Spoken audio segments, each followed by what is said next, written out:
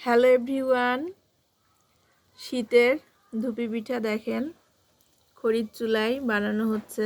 আমার আম্মা বানাচ্ছে, কি দারুণ করে পিঠা। এই যে দেখেন, এই পিঠাগুলা রেডি হয়ে গেছে, আর এখানে পিঠাগুলা রেডি করে রাখছে বানানোর জন্য। আর এই যে চালের আটা দুধ দিয়ে আর 1 চিমটি লবণ দিয়ে এভাবে ঝুরি করে মাখিয়ে রেখেছে।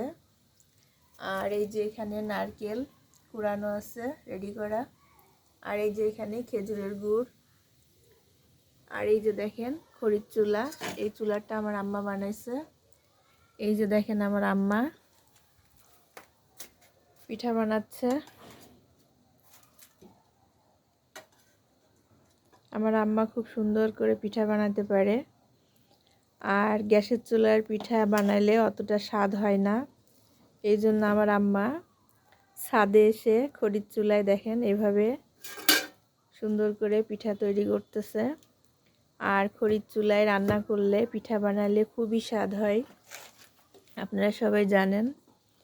আমার আম্মা গ্যাসের চুলায় রান্না স্বাদ লাগে না বলে খেতে চায় না। আমাদের 2টা গ্যাস সিলিন্ডার আছে, তারপরেও আমার আম্মা গ্যাসের চুলায় রান্না খেতে পারে না।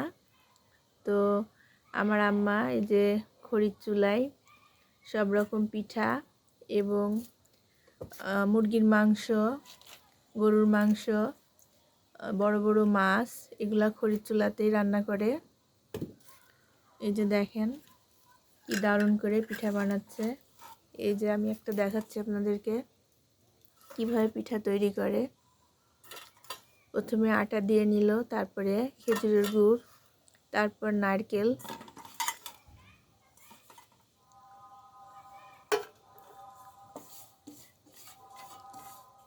আমার আম্মা প্রায়ই পিঠা বানায়, আর পিঠা বানানোতে সেই সেরা, খুবই দারুণ করে পিঠা বানায়।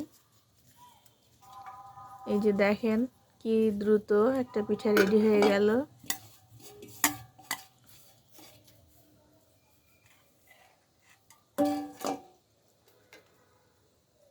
এই যে দেখেন এখন দিয়ে দিবে হাঁড়ির ভিতরে পিঠাটা। হাঁড়িটা একটা সুতির কাপড় দিয়ে বেঁধে নিয়েছে। হাঁড়ির ভিতরে পানি আছে, পানিটা টকবক করে ফুটতেছে। আর এই কাপড়ের উপরে দেখেন পিঠাগুলা দিয়ে ঢেকে দিল। এবার পানির ভাপে পিঠাগুলা সব রেডি হয়ে যাবে। আর দেখেন এই চুলাটা আমার আম্মা কি সুন্দর করে বানিয়েছে। আপনারা সবাই আমার আম্মার জন্য দোয়া করবেন। আমার আম্মার পিঠা দেখেন কতগুলা রেডি হয়ে গেছে। আমি এখন পিঠা খেয়ে দেখব কেমন স্বাদ।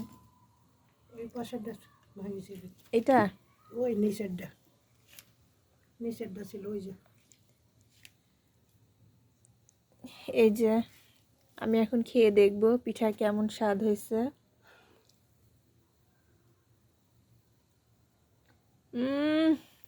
সেই স্বাদ,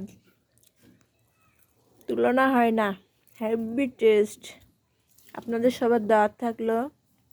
আপনারা যারা যারা ধুপি পিঠা খেতে চান সবাই কুষ্টিয়ায় চলে আসেন আমাদের বাসায়।